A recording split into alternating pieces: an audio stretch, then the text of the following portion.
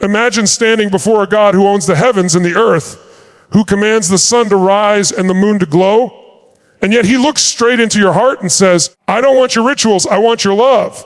Psalm 50 reminds us that God is not impressed by the size of our offerings, the eloquence of our prayers, or the repetition of our routines.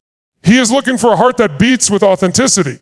Tony Robbins often says that true transformation begins when you stop performing for the world and start living with purpose. That's exactly what God is saying here. He doesn't want religion. He wants relationship. He doesn't want performance. He wants presence. There's something powerful about this psalm because it exposes how easily we can get caught in routine spirituality, showing up at church, praying the same words, giving offerings because it's expected. We can look holy, sound holy, and still be far from God in spirit.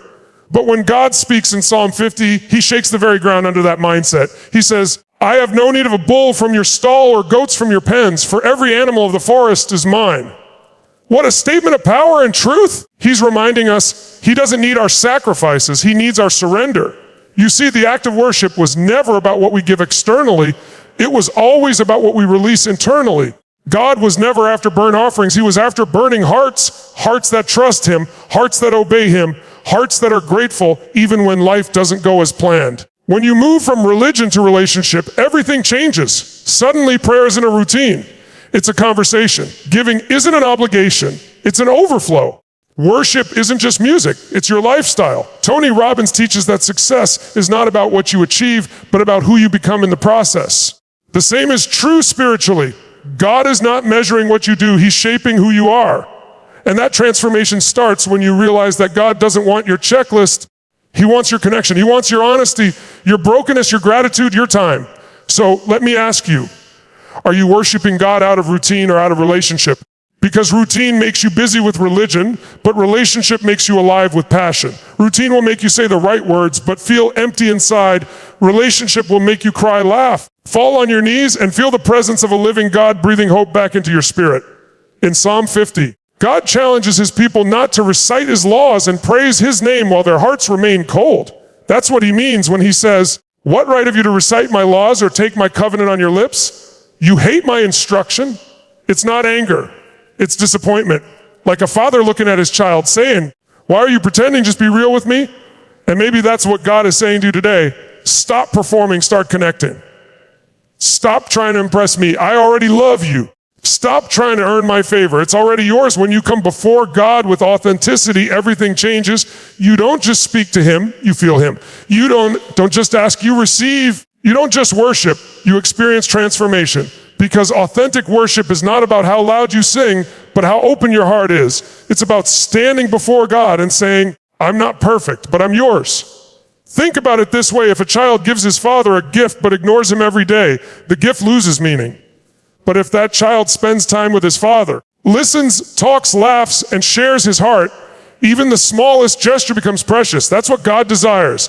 He's not impressed by the gift. He's moved by the giver. He doesn't want your habit. He wants your heart. Tony Robbins often challenges people to change their state, to shift from fear to power, from hesitation to action. God is calling for the same shift here, from hollow religion to powerful relationship. When you stop trying to perform and start being real, your faith comes alive. Suddenly, gratitude replaces anxiety. Worship replaces worry. Peace replaces pressure. Because now your relationship with God isn't based on ritual. It's rooted in love. And here's the secret. When your worship becomes real, your life becomes powerful. You start walking with authority, not insecurity. You begin to see blessings not as luck, but as confirmation of his presence. You stop striving to prove your worth and start living from a place of divine acceptance. That's when joy flows freely. That's when peace becomes unshakable. Psalm 50 ends with this incredible truth. Those who offer sacrifices of thanksgiving honor me, and to the blameless I will show my salvation. Notice the shift. God no longer talks about burnt offerings or rituals. He talks about gratitude, about a life that honors him from the inside out. And gratitude becomes the highest form of worship because it's not about what you have. It's about who you have. When you live in gratitude, your spirit aligns with God's heart. So today, decide to worship differently. Don't just lift your hands, lift your heart. Don't just recite verses, live them. Don't just attend church, become the church. When you do, you'll discover the freedom that comes from true connection. You'll realize that God doesn't want your performance. He wants your presence. And when you give him that, everything in your life begins to change. When David wrote Psalm 51, he was not a king writing from his throne. He was a broken man crying from the floor. He had fallen. He had failed. He had sinned deeply, and the guilt was crushing him. Yet in that dark and shameful place, he discovered one of the most powerful truths in all of Scripture. When guilt breaks you, grace can rebuild you. This psalm isn't just about David's sin. It's about every one of us who has ever looked in the mirror and said, God, I messed up. It's about the moment when your spirit is shattered, and yet somehow the mercy of God begins to shine through the cracks. Tony Robbins says transformation starts when you stop lying to yourself and face your truth. That's what David did. He stopped justifying, he stopped hiding, he stopped pretending. He said, have mercy on me, O God, according to your unfailing love. He didn't come with excuses, he came with honesty. That's the first step to real change, honesty. You can't heal what you keep hiding. You can't grow from what you refuse to face. David didn't beg for mercy because he deserved it. He begged for mercy because he knew God's heart. He said, wash me thoroughly from my iniquity and cleanse me from my sin. Think about that. He didn't say, God, make me look better. He said, make me clean. He wasn't asking for image repair. He was asking for soul repair. And that's what repentance really is. Not running away from God in shame, but running toward him in surrender. There's a difference between guilt and repentance. Guilt keeps you stuck in the past. Repentance propels you toward the future. Guilt whispers, you're not enough. Repentance declares, God's not done. David's heart was broken, but he knew something powerful. If he could give God his brokenness, God could give him back his purpose. That's the same truth for you. No matter what you've done, no matter how far you've fallen, God's grace is still greater than your guilt. Your past may explain you, but it doesn't define you. What defines you is how you rise from it. Tony Robbins says pain is inevitable, but suffering is optional. David's story proves that he felt the pain of his sin, but he refused to live in permanent suffering. He chose to transform his pain into repentance, and repentance into renewal. He said, "Create in me a clean heart, O God, and renew a right spirit within me." That's not just a prayer. That's the cry of someone who's ready to start over. You can almost feel the desperation in his voice. He's not asking for a new title, not asking for another chance at fame. He's asking for a new heart. Because when your heart changes, your whole life changes. That's where real power begins. Sometimes God will allow you to break, not to destroy you, but to rebuild you stronger, deeper, more authentic. Brokenness becomes the soil where humility grows, and humility opens the door to grace. David discovered that God doesn't despise a broken heart, he draws near to it. In fact, Psalm 51 says, "A broken and contrite heart, O God, you will not despise."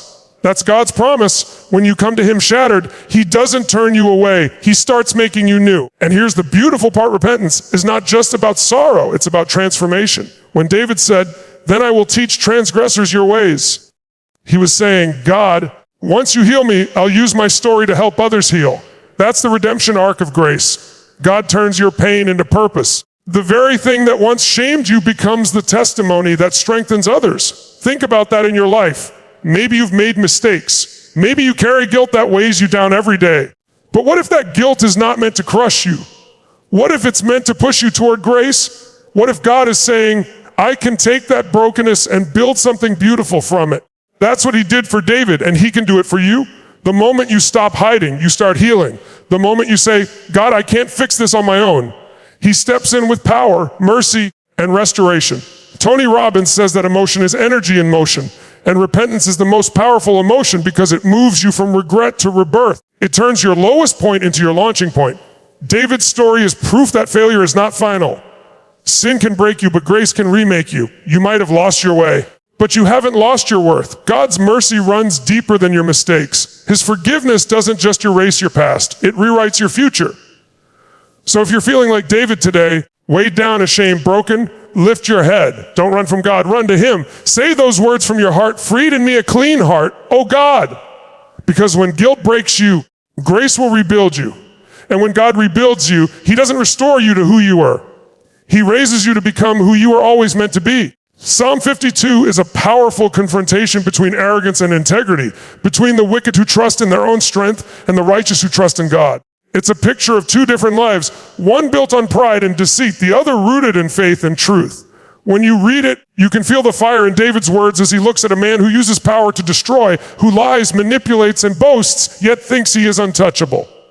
But David, through the Spirit of God, declares something timeless: evil may rise fast, but it never lasts. The righteous may suffer for a moment, but they will stand forever. This psalm is not just about a man named Doeg or the wicked around David. It's about every generation that faces corruption, lies, and injustice. It's about our world today, where deceit often looks like success and truth seems to be losing. But Psalm 52 tears that illusion apart. It reminds us that the foundation of evil is sand. It cannot stand when the storm of God's justice comes. Tony Robbins often says that true strength doesn't come from control.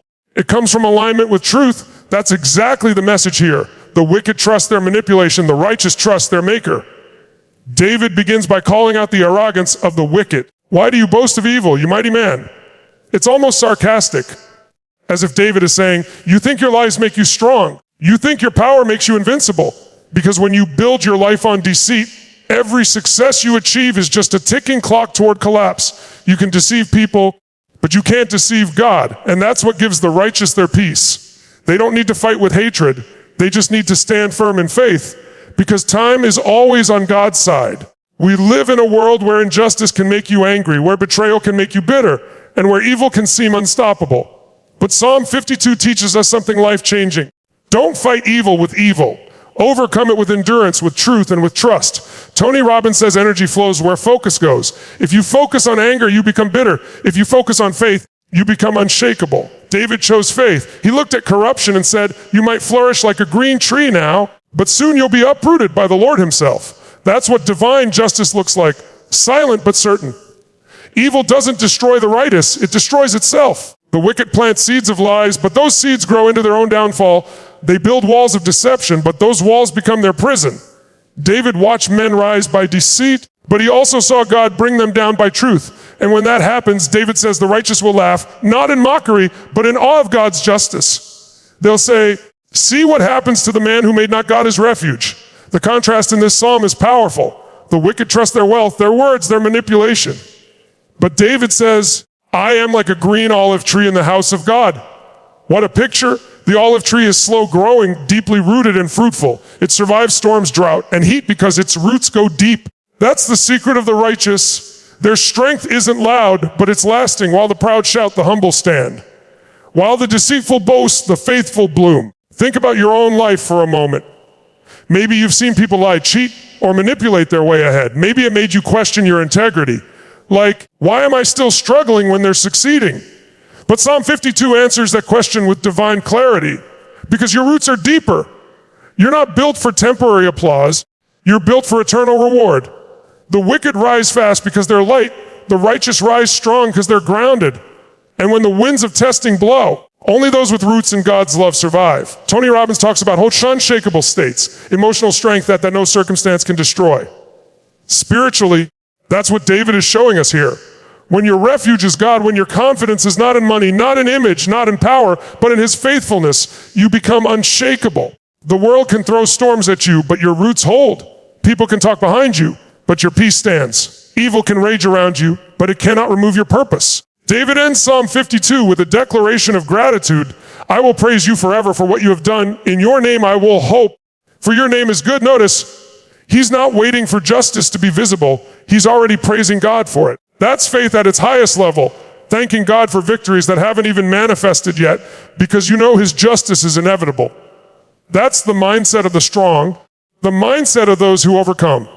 So when you look at the evil around you, don't fear it. When lies seem louder than truth, don't be shaken. When corruption looks powerful, don't envy it, because every evil empire eventually falls under its own weight, but those who stand in truth rise with eternal strength. Your integrity is not weakness, it's divine armor. Your patience is not delay, it's preparation. God is not blind to injustice, he's timing its collapse. And when it happens, he will establish the righteous like olive trees, deeply rooted, evergreen, and full of life. So don't lose heart. Don't compromise your values to compete with corruption. Stand firm. Keep your faith, keep your heart pure. Because in the end, evil fades like smoke, but those who trust in the Lord shine forever.